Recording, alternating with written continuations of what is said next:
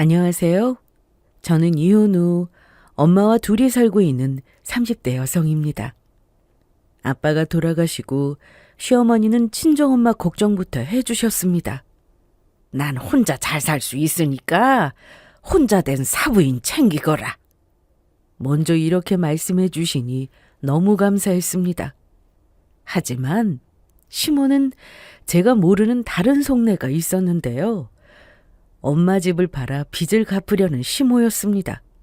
그런데 이런 시모를 말리지는 못할 망정 남편까지 옆에서 눈이 돌아가서는 계획을 세우고 있었으니 제가 어떻게 계속 같이 살 수 있겠어요?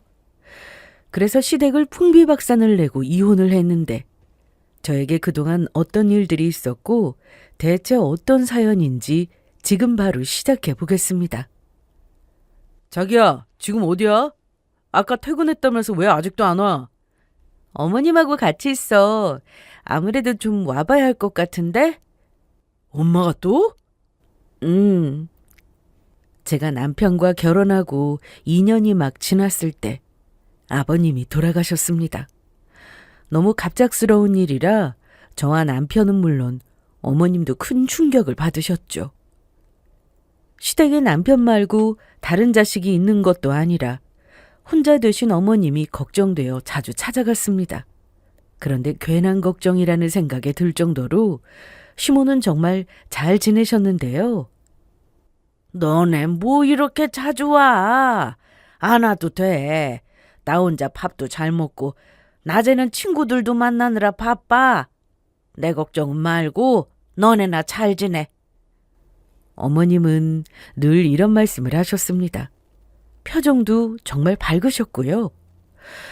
그런데 결국 일이 터졌습니다. 시댁에 자주 올 필요 없다고 하셔서 가끔 반찬을 만들어 시댁에 가곤 했는데 그마저도 갈 때마다 시모는 시댁에 없었습니다.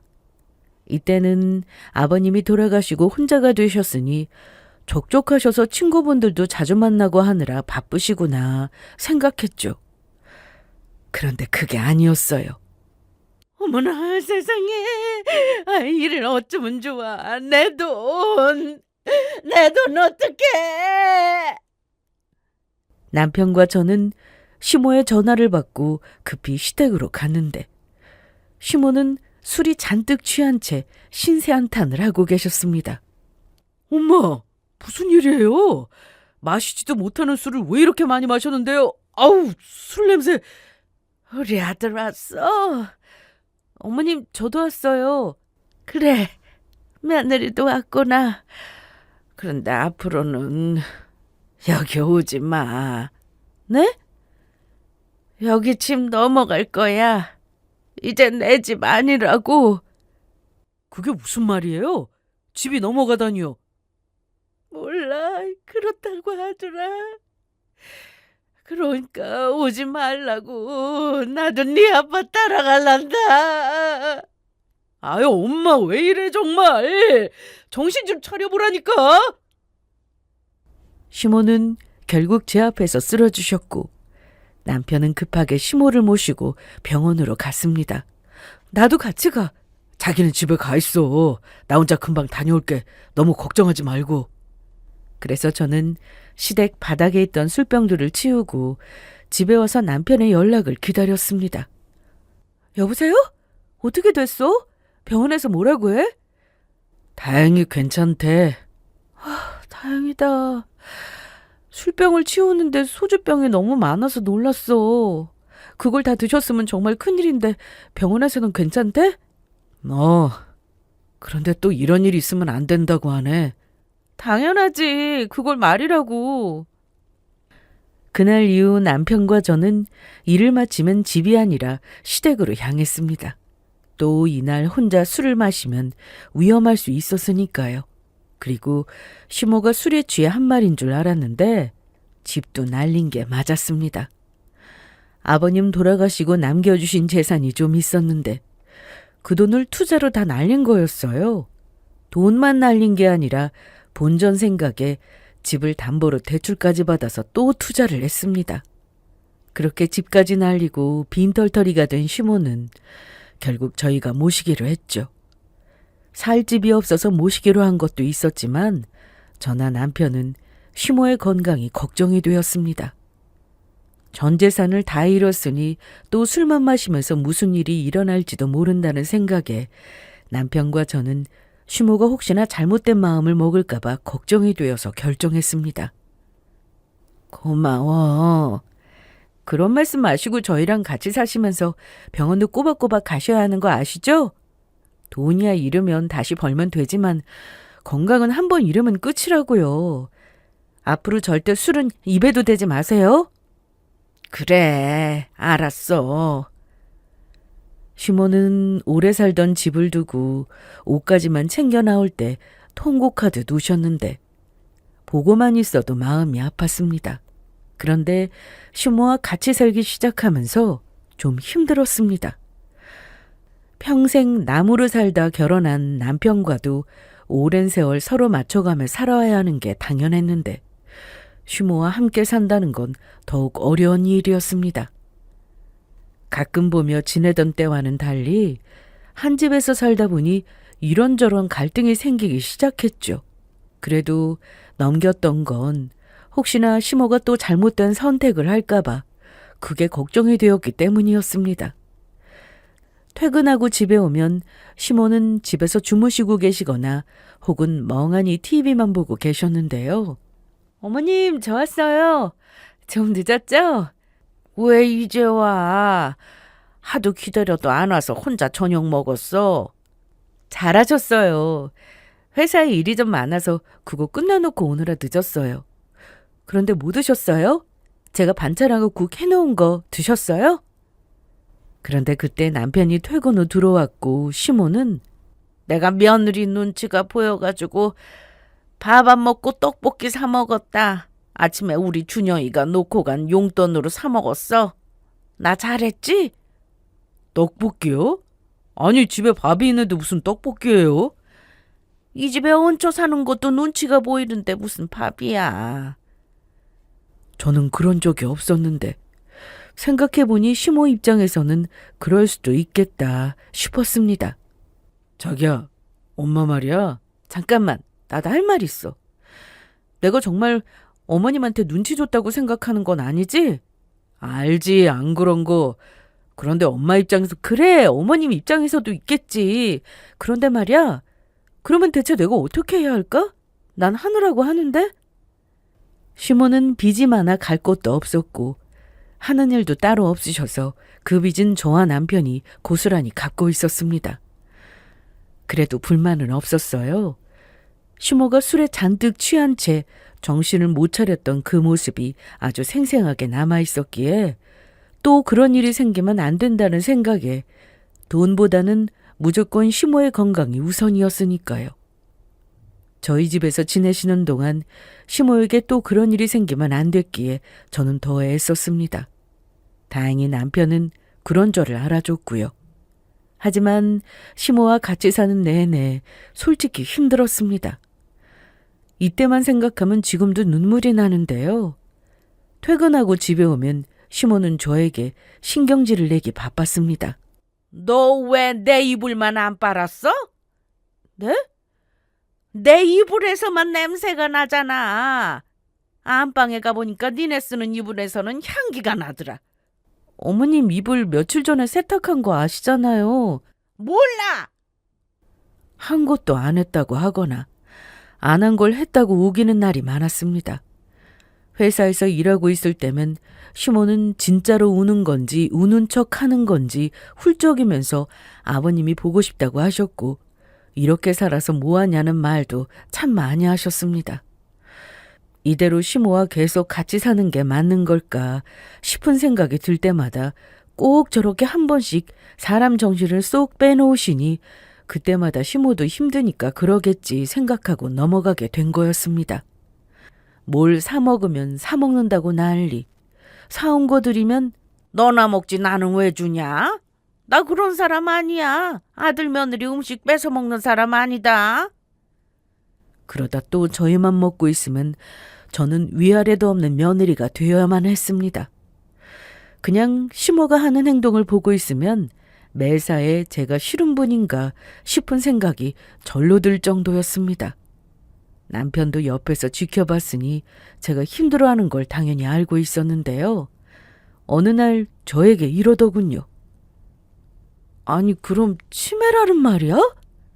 엄마가 부쩍 짜증도 많이 늘었고 자기한테도 신경질을 너무 심하게 부릴 때가 많아서 혹시나 해서 찾아보니까 치매 초기하고 비슷한 증상이 있더라고. 그래서? 병원에 모시고 가서 검사를 받아봤지. 병원에서 치매래? 다행히 치매는 아니라고 나왔는데 곧 그렇게 될 수도 있다고 하더라고. 정말? 그래서 말인데 엄마 저러는 거 마음에 담아두고 그러지 말라고. 그런데 저도 사람입니다. 처음에는 어머님 건강만 생각하며 뭐든 다 참았는데 한계에 다다르고 있었죠. 시모는 억지 소리도 심했는데 하루는 서랍에 넣어둔 물건이 없어졌다며 저더러 보지도 못한 물건을 찾아내라고 소리를 지른 적도 있었고, 그럴 때마다 남편은 엄마가 몸이 좀 아프신 분이니 저한테 이해만 바랐습니다. 제 입장에서는 시모가 남편한테는 안 그러고 저한테만 그러니 저를 싫어하나 싶은 생각이 들기도 했는데요. 이렇게 살다 보니 어머니와 말도 섞기가 싫고 목소리도 듣기 싫고 눈도 마주치기 싫었습니다. 어느 날은 시모가 집을 나간 적도 있었습니다. 남편과 제가 동네를 돌아다니다가 겨우 찾아서 모시고 들어왔는데, 엄마, 왜 집을 나가셨어요? 갈 곳이 어디 있다고? 그런데 시모가 한다는 소리가 제가 시모를 무시하고 시모 앞에서만 거만하게 행동했다고 하더군요. 그 이후로 집을 나간 거라고 하셨죠. 저도 남편 앞에서 힘들다고 했습니다.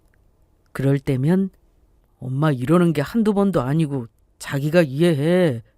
엄마가 좀 아프시잖아. 병원에서도 조심해야 한다고 했고. 나도 알아서 여태 참은 건데 어디까지 이해하고 더 참아야 하는데? 하지도 않은 일을 했다고 우기는 것도 짜증나고 매번 나만 나쁜 사람이 되어야 하는 것도 힘들어. 자기야, 미안해. 자기 고생하고 있는 거 내가 왜 모르겠어. 그러던 어느 날 친정에도 일이 생겼습니다. 아빠가 돌아가셨습니다.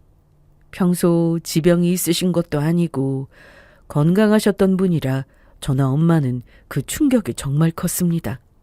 일하다 말고 엄마의 전화를 받고 급히 병원으로 갔는데, 엄마, 어떻게 된 거야? 사고라니? 몰라. 엄마도 전화 받고 왔는데 교통사고래.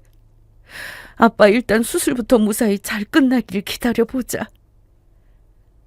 수술실 앞에서 얼마나 기도를 했는지 모릅니다.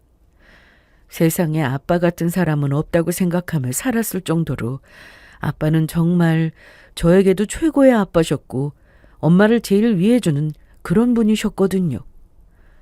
부모님 걱정하실까봐 시모와 같이 살면서 힘든 것도 내색하지 않고 지냈는데 아빠가 사고까지 당하시니 세상이 원망스럽기까지 했습니다.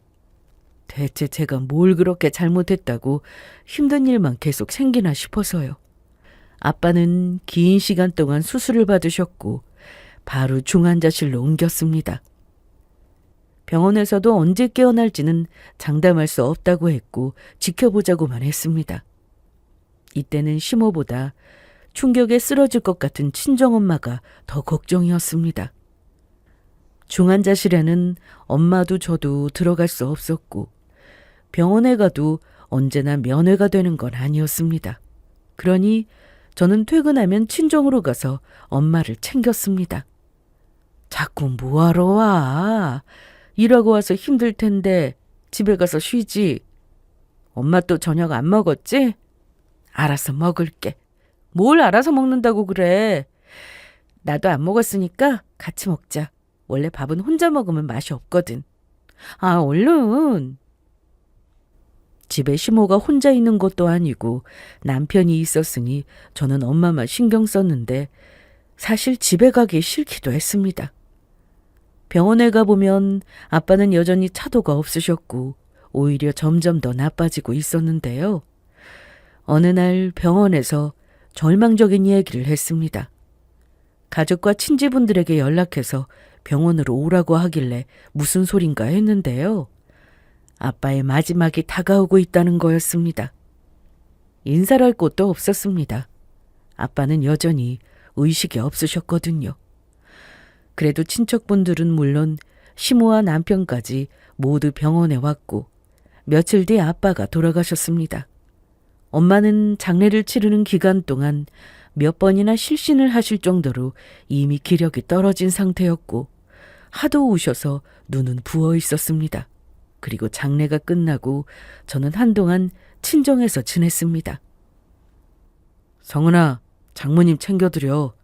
우리 엄마는 신경 쓰지 말고 뭐 필요한 거 있으면 연락 주고 내가 바로 갈게. 고마워. 미안하다. 별 도움이 못 돼서. 나도 일 마치고 들를게.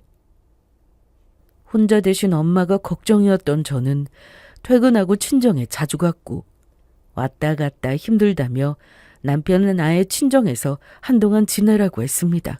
그런데 옷을 좀 챙기려고 친정에 갔다가 시모가 전과는 달라진 모습에 좀 놀랐습니다.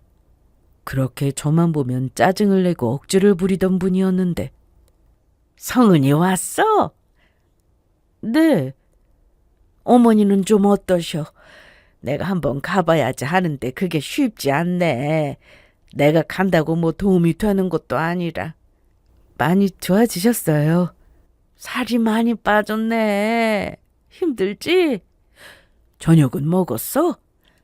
안 먹었으면 차려줄게. 기다려봐. 아니에요. 저 옷만 좀 챙겨서 바로 가봐야 해요. 아쉽네. 오랜만에 같이 저녁 먹으면 좋은데. 옷가방이 무겁다며 남편이 이날 주차장까지 배웅을 해줬는데 어머님 좀 달라지신 것 같은데? 그래 보였어? 내가 느끼기에도 그래. 짜증도 안 내고 요즘 내내 기분이 좋으시네. 자기랑 장모님 걱정도 많이 하셔. 좋아지셨다니 다행이네. 시모만 좋아진 게 아니었습니다. 남편도 그 짧은 사이 잘 먹고 잘 쉬었는지 살도 좀 찌고 피부도 좋아졌거든요.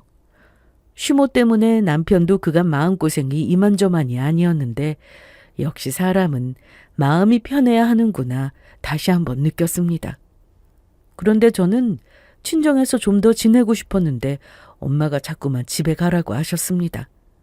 괜찮아. 딱 일주일만 더 있다 갈게. 엄마 말 들어. 너무 오래 집 비우는 것 같아서 그래. 어제도 들렀는데 뭐 그래도 장서방 혼자도 아니고 얼른 가봐. 너 여기서 출퇴근하는 것도 힘들잖아. 이제 엄마 혼자 밥도 잘 먹고 하니까 엄마 걱정은 말고 괜찮아. 나 없으면 또 끼니 거르고 할 거면서. 아니라니까. 엄마도 이제 기운내서 살아야지. 사실 엄마가 너무 걱정이었습니다. 아빠가 돌아가시고 몸무게가 10kg나 빠졌으니까요. 병원에서도 가족들이 옆에서 신경을 써야 한다고 할 정도여서 제가 친정에 와서 지낸 거였습니다. 저와 지내면서 다행히 엄마는 식사도 잘하셨고 전보다 살도 좀 찌셨지만 아직 갈 길이 멀었는데도 엄마는 자꾸만 저한테 집에 가라고 하시길래 어쩔 수 없이 다시 집으로 가게 되었습니다. 그런데 집에 온 지 일주일 정도 되었을까요? 다 같이 저녁을 먹다가 어머님이 갑자기 이런 말씀을 하셨습니다. 그나저나 밥이 잘 안 넘어가네. 왜요, 어머님? 입맛 없으세요? 혼자 대신 사부인이 신경 쓰여서 말이야. 엄마 많이 좋아지셨어요. 그래도 내가 그 기분을 누구보다 잘 아니까 더 신경 쓰여. 나도 우리 남편 그렇게 죽고 나서 힘들었잖아. 그건 겪어보지 않으면 정말 모르거든. 아마 지금 말씀은 안 하셔도 힘드실 거야.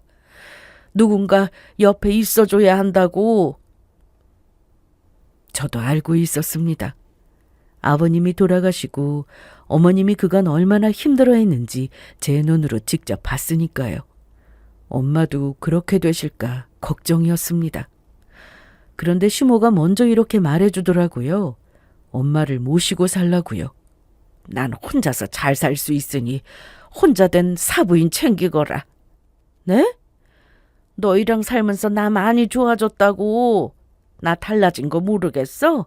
이 정도면 다시 혼자 살아도 아무 문제 없어. 너희 보고 싶으면 언제든지 와서 얼굴 보고 가면 되는 거고. 안 그래? 엄마를 모시고 살고 싶은 건 제 바람이었습니다. 그런데 현실이 그렇지 못하니 어쩔 수 없다 생각했는데 시모가 먼저 엄마를 모시고 살라고 하시니 좋았습니다. 그런데 여러 문제가 있었습니다. 시모까지 한 집에서 살아야 하는 건지 더 큰 집을 얻어야 하는 건지 결코 쉬운 일이 아니었는데요. 시모가 나가서 혼자 살겠다고 하시더라고요. 하지만 시모는 그럴 능력이 없었습니다. 경제활동이라도 하면 모를까. 저와 남편이 드리는 용돈을 받아 쓰셨는데 대체 어디 가서 지낸다고 하는 건지 그게 의아했죠. 역시나 괜히 나온 말이 아니었습니다. 시모는 그 뒤에 조건을 하나 붙였습니다. 엄마 집을 팔아서 시모의 빚을 갚으라는 조건이었습니다. 그게 무슨 말씀이세요? 집을 팔라니요? 사부인 살고 있는 그 집 말이야. 그거 팔면 꽤 되지 않아? 나는 여기 있고 우리 아들하고 너랑 같이 그 집에 들어가서 살면 되겠지만 아무래도 둘 다 회사에서 너무 멀기도 하고 차라리 사부인을 여기로 모시고 오는 게 더 낫잖아. 그런데 나하고 같이 살면 아무래도 불편한 게 한두 가지가 아닐 텐데 내가 나가는 게 맞다 싶더라고.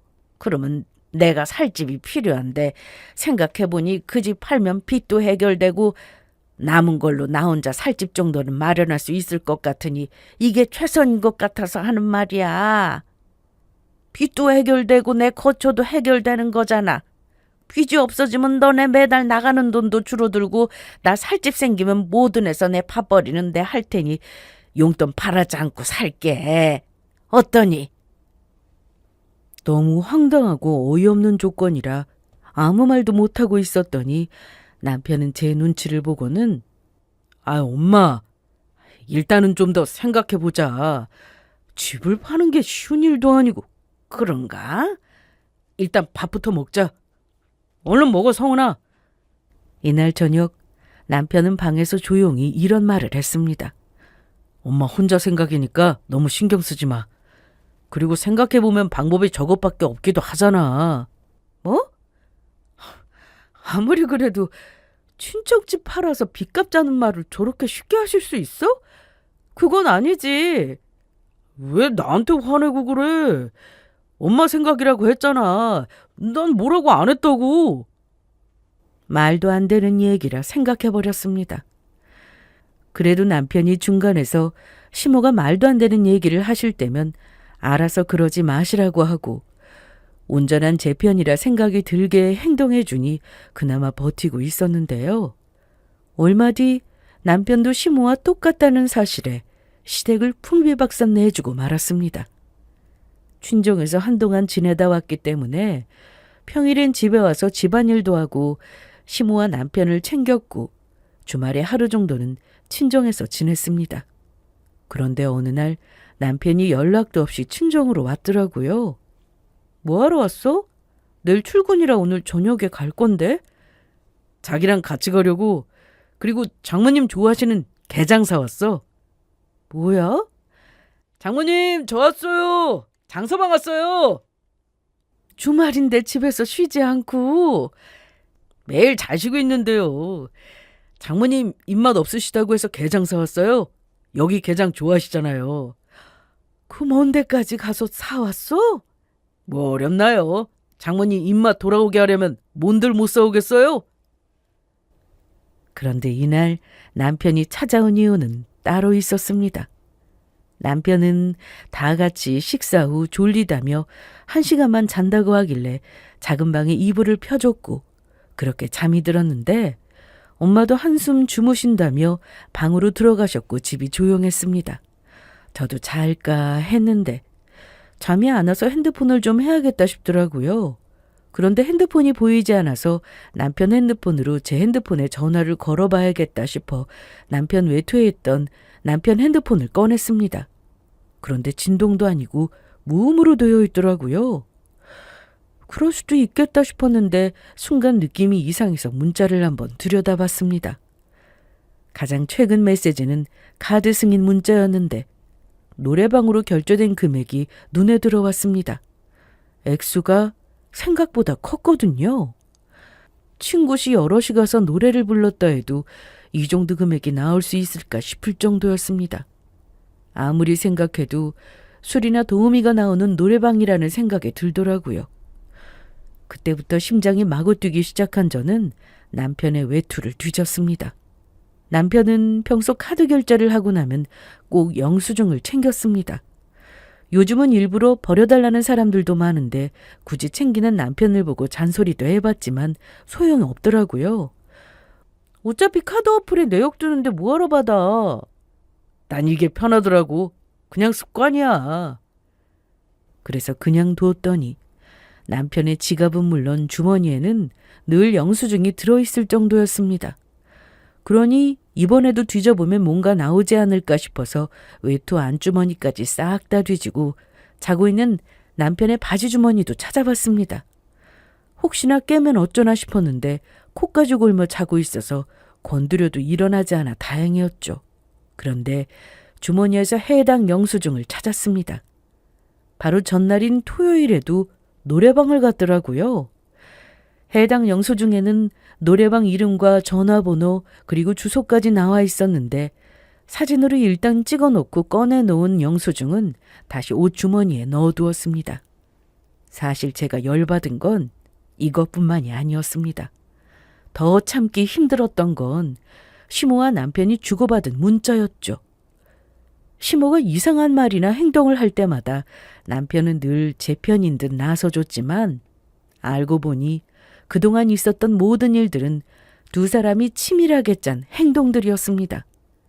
남편은 이날 친정에 와서 딱 1시간만 잘 테니 깨워달라고 했는데 저는 핸드폰을 다 뒤져보느라 깨울 시간도 없었습니다. 이날 늦게까지 남편의 핸드폰을 다 뒤져본 저는 해가 지고 나서야 남편을 깨웠습니다. 일어나! 지금 몇 시야? 8시 넘었어. 뭐? 저녁 8시라고. 깨워달라니까. 깨웠는데도 안 일어나던데? 요즘 많이 피곤했나 봐? 잠을 못 자서. 뭐 하느라 잠을 못 잤어? 밤에 뭐 했길래? 그런데 남편은 제 말에 별다른 대답을 못했고 일어나서 옷을 챙겨 입더니 그만 가자고 했습니다. 그리고 예상대로 집에 가는 차 안에서 남편이 이러더라고요. 엄마가 저번에 하신 말씀 말이야. 무슨? 장모님 모시는 거. 나도 처음엔 엄마가 하는 말이 말도 안 된다 싶었는데 생각해보니까 그게 가장 최선이라는 생각이 들어서 말이야. 그래서 자기도 그렇게 했으면 좋겠어? 자기는 모르겠지만 장모님도 나한테는 어머니나 마찬가지잖아. 상황이 이런데 어떻게 내 엄마 모시고 사냐? 장모님도 모셔야 그게 공평하지. 안 그래? 진심이야? 당연하지. 그러면서 시모가 한 말 그대로 엄마 집 팔아서 빚도 갚고 시모가 살 집도 마련해드리자고 했습니다. 생각해보면 그게 나은 선택이야. 빚도 없어지고. 솔직히 그동안 우리 엄마랑 살면서 자기 마음고생했던 거 내가 몰라? 다 알지. 그러니까 큰 평수도 안 바래. 엄마 혼자 살 만한 작은 평수면 충분하고 그렇게 집 마련해서 엄마 혼자 사시게 하면 될 것 같은데. 그럼 다 해결되잖아. 장모님하고 같이 살면서 더는 걱정하지 않아도 되고 다달이 엄마 빚 때문에 돈 나가는 일도 없고. 저는 생각해보겠다는 말을 하고는 말을 아꼈습니다. 그런데 남편을 보니 제가 긍정적으로 생각한다는 줄 알고 표정이 밝은 게 눈에 보였습니다. 집에 도착하자마자 시모는 잘 다녀왔냐며 피곤할 테니 얼른 쉬라고 했는데 제 뒤로 들어오던 남편은 현관에서 신발도 다 벗기 전에 엄마! 엄마! 아니 왜 그래? 선이가 생각해보겠대요. 정말? 오는 길에 저희 차 안에서 얘기해봤는데 그랬어요. 맞지? 그랬잖아, 성훈아. 그랬지.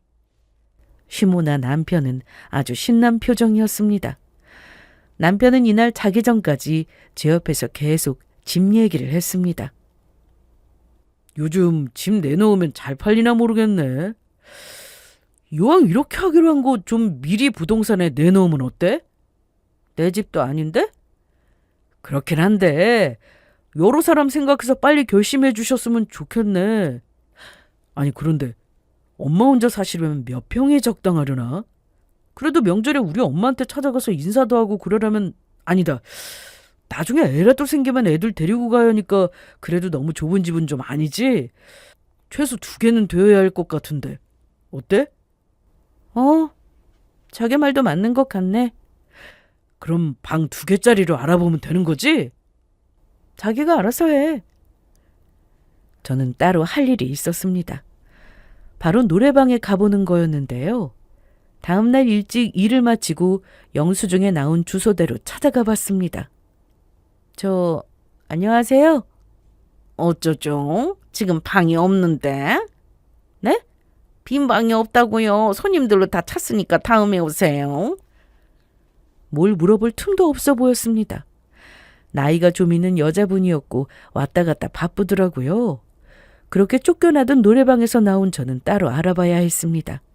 근처 사는 지인에게도 연락해서 물어봤고 마침 길 건너에 회사가 좀 많았는데 그 회사에 다니는 후배도 몇 명 있었기에 혹시나 알까 싶었던 저는 해당 노래방에 가본 적이 있는지 물어봤습니다. 그런데 그 동네에서 유명한 곳이었습니다. 아직도 도우미가 나오는 노래방이 있나 싶었는데 그곳이 딱 그랬죠. 그리고 술도 나오는 곳이었는데 그러니 영수증에 그 큰 액수가 찍혀 있었던 겁니다.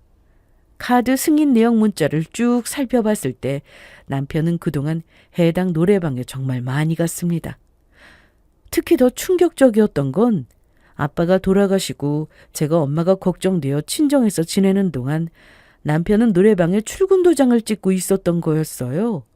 시모는 그동안 제 앞에서는 고맙다 하시면서도 며느리인 제가 자기를 챙기는 게 당연하다 생각하고 있었습니다. 시모는 친정재산 노리고 있고 남편은 저 없는 사이 나가서 딴짓이나 하고 돌아다녔는데 제가 계속 2사람과 같이 살 이유는 없었습니다. 그래서 빨리 정리해야겠다 생각했죠.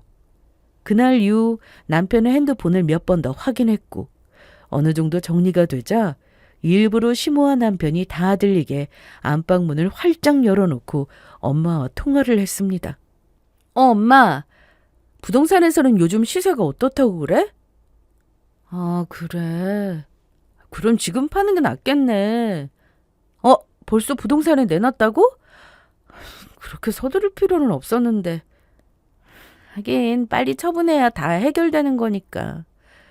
부동산에서 연락 오면 나한테도 말해줘. 통화를 마치자 남편이 바로 방으로 들어왔습니다. 누구랑 통화한 거야?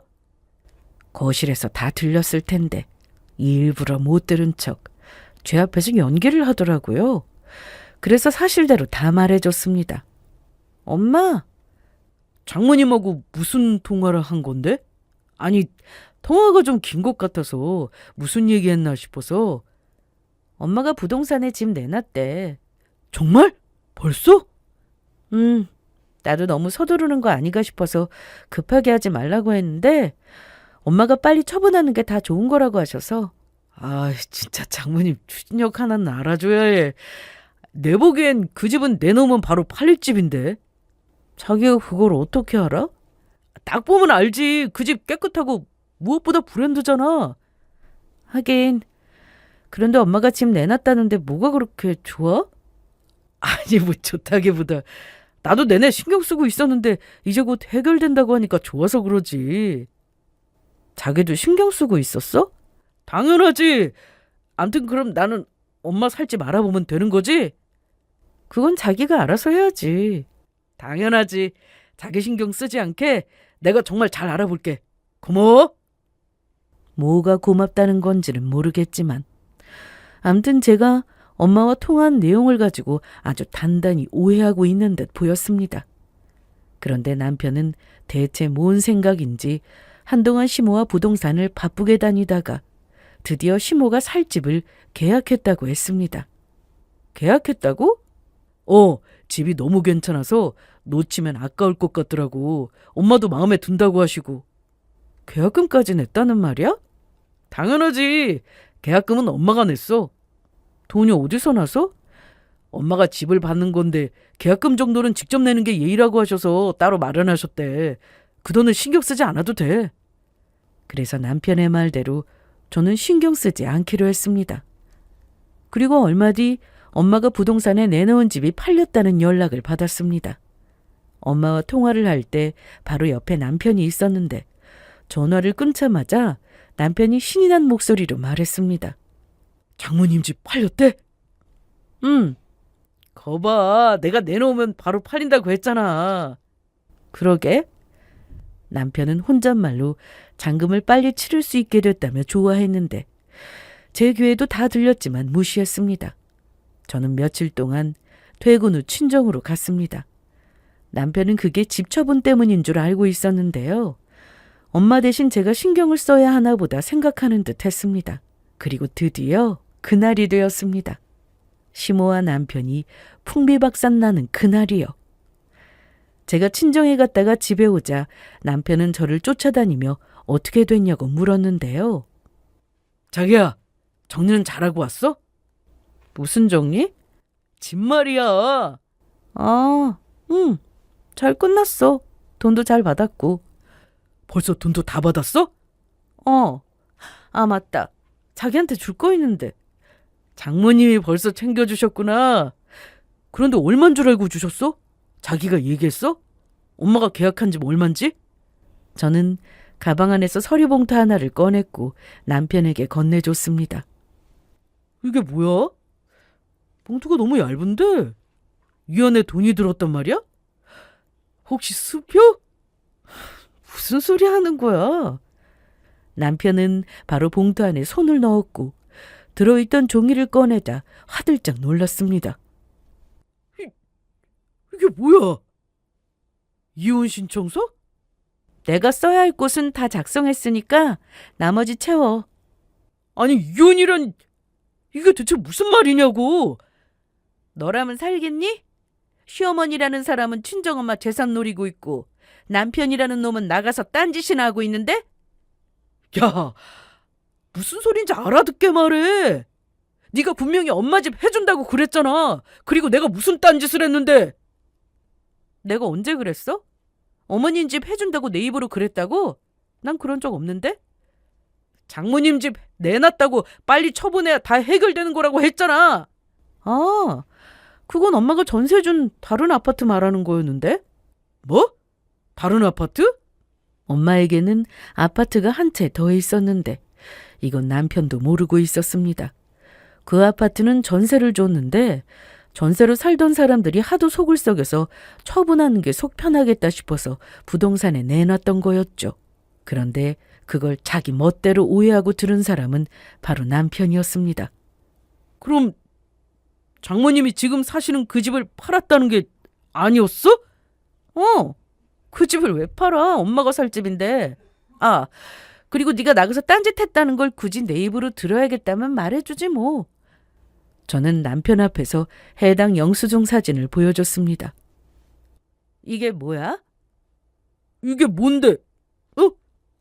이게 그러니까 친구들하고 가서 부른 거야. 친구들이라고 해봤자 자기 친구들 내가 다 아는데 아무리 많아도 다 모이면 6명 아니야? 6명이 하루 종일 노래방에서 노래만 불러도 이 가격은 안 나올 것 같은데? 도우미 불렀냐? 끝까지 발뺌할 줄 알았는데 저렇게 대답하니 어이가 없었습니다. 그런데 그 뒤에 하는 말은 더 가관이었습니다. 제정신이냐? 도우미를 불러서 놀았다고 아주 당당하게 말하네? 아니, 이게 왜 화낼 일이지? 남자가 사회생활하다 보면 노래방 가서 도우미를 부를 수도 있는 거 아니야? 친구들하고 노는 게 사회생활이야? 그것도 다 사회생활이지 뭐. 그리고 내 친구 와이프는 노래방 가서 도우미 불러 놓으라고 돈까지 준다고 하더라. 그런데 내가 너한테 돈을 달라고 했냐? 아니잖아. 기가 막히네. 내가 더 기가 막혀. 너 사람을 대체 뭘로 보고 그런 의심을 하는데? 이깟 영수증 하나 보고 나를 이상한 사람 취급하는데 나 그런 사람 아니야.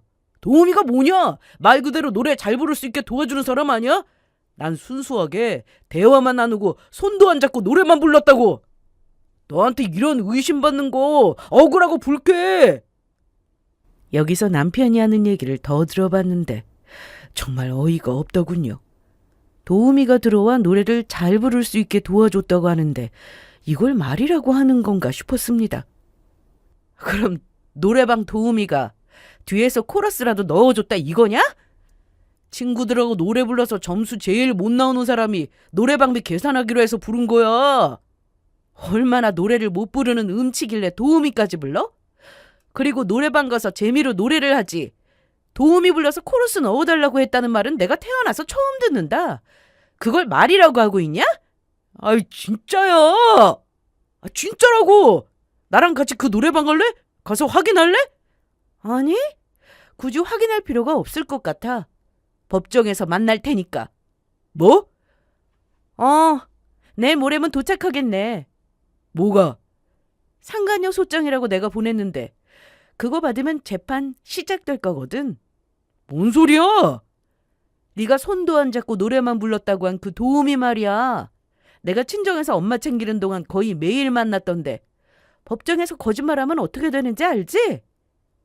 그러자 남편은 제 앞에서 뭔가 들킨 사람처럼 당황했고 시모는 눈치도 없이 방에 들어와 집은 어떻게 됐냐고 물었는데 그걸 왜 저한테 물으세요? 어머님 아들한테 물으세요. 아니 준영아, 쟤 뭐라는 거야? 아유 엄마 좀 나가 계세요. 왜 나한테 화를 내? 집은 어떻게 됐냐고. 아유 몰라요. 시모는 뭔가 일이 잘못됐다 느꼈는지 저한테 와서 무슨 일이냐고 물었는데요. 아니 성은아, 집은 어떻게 됐어?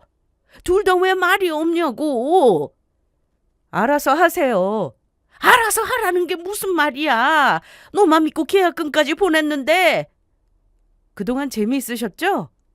뭔 소리야 이게? 시모와 남편은 처음부터 제 앞에서 쇼를 한 거였습니다. 시부 돌아가시고 전 재산 날리고 집까지 넘어가게 생기니 두 사람이 일을 꾸민 거였죠. 시모가 술을 마시고 집 넘어간다고 신세한탄했던 것도 이미 남편은 알고 있었어요. 친정으로 남편이 온 날 남편의 핸드폰에서 문자 내역을 보다 시모와 둘이 나눈 메시지를 봤는데 아니 그럼 내가 진짜로 소주를 마시라고? 엄마 술 못 마시잖아요. 한 잔만 마셔도 얼굴 붉어지니까 2잔 정도만 마시고 소주병 빈 병만 구해서 거실 바닥에 깔아두세요. 그리고 리얼하게 연기해야 성은이가 받아줄 거예요. 연기는 걱정 마. 자신 있으니까. 저는 그것도 모르고 시모가 정말 힘든 줄 알고 모신 거였는데 속았다는 생각에 허탈했습니다. 어디 그뿐인 줄 아세요? 집에 오셔서 같이 지내는 동안 저한테 못되게 행동하시고 남편이 치매 초기 증상으로 이어질 수도 있으니 조심해야 한다고 할 때도 계속 참았습니다. 제가 시모와 못 산다고 할까봐 미리 선수를 친 거였죠. 치매인 척, 큰일 나는 척, 절대 자기를 내치지 못하게 하려고요. 떡볶이 사건도 제 눈치 보인다고 한 건 모두 남편과 시모 둘이 이미 짠 거였습니다. 그러다 갑자기 잘해준 이유는 아빠가 돌아가시고 난 뒤부터였습니다. 엄마 집만 처분하면 시모 빚은 물론 집도 생길 기회이니 이런 좋은 기회를 놓치면 안 된다고 생각했는지 두 사람은 아주 계획적이었어요. 남편은 그래도 처음엔 시모 생각대로 하려고 하지 않았는데 시모가 계속 설득을 했습니다. 집이 생기면 그 집은 결국 나중에 본인 재산이 되는 거라는 말을 듣고는 눈이 돌아가서 시모의 말대로 한 거였습니다. 그래서 이 모든 얘기를 이날 시모 앞에서 했죠. 사람 하나 속이고 너무 재미있었을 것 같은데요? 아니에요? 아니, 누가 그래? 내가 쇼했다고. 어머님 아들하고 이번엔 어떤 연기를 할까 매일 의논하셨잖아요. 그런 거 아니다. 그리고 내가 이 정도 요구도 못해? 원래 며느리가 시어머니 모시고 사는 건 당연한 거야. 그런데 내가 많이 양보해서 친정엄마 모시고 살려고 하는 거면 감사합니다 해야지. 세상에 당연한 게 어디 있어요? 무리하게 남은 재산이랑 집까지 다 투자금으로 넣었다가 날려먹고 오갈 곳 없어져서 모신 건데 어떻게 사람을 이런 식으로 속여요? 그리고 며느리가 시어머니 모시는 게 당연한 거면 사위가 장모님 모시는 것도 당연한 건가요? 그렇지. 그러니까 내 아들이 니네 엄마랑 같이 산다고 결심한 거잖아. 에이, 아니던데요. 어머님 아들은 저희 엄마랑 같이 살기 싫다고 했잖아요. 그랬더니 어머님이 좋은 생각이 있다고 하면서 빚도 해결하고 집도 얻고 장모는 안 모셔도 되는 좋은 방법을 얘기하신 거잖아요.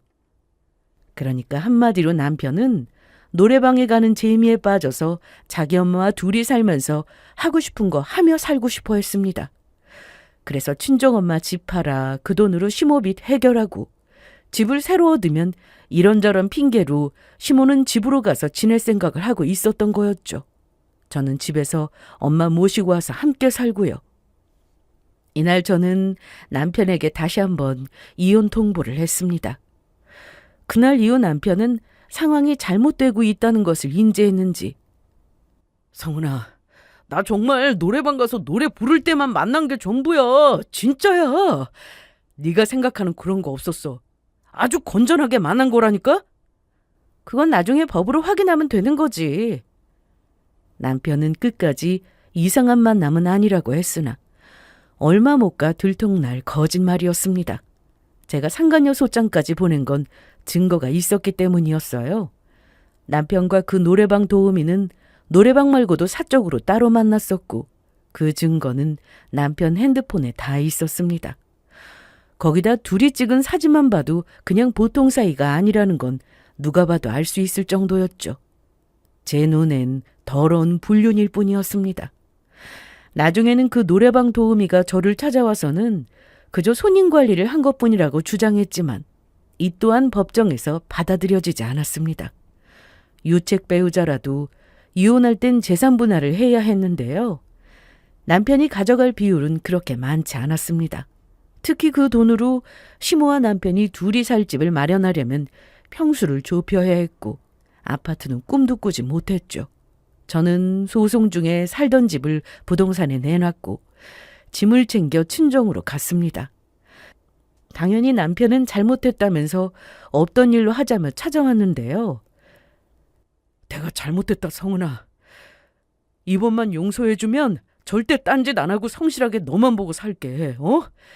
장모님도 잘 모시면서 그렇게 살게. 우리 엄마까지 다 같이 살자.